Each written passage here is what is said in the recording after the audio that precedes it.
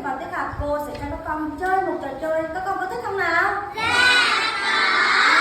Trò chơi hôm nay cô mang đến cho các con đó chính là ô bí mật.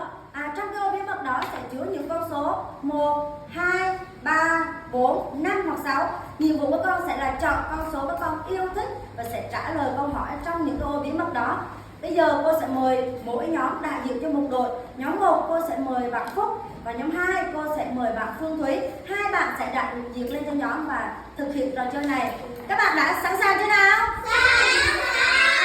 Sẵn sàng rồi thì cô xin mời bạn Phúc và bạn Thúy nào, chúng ta lên sẽ thực hiện trò chơi. Trò chơi đầu tiên sẽ dành cho bạn Phương Thúy nào.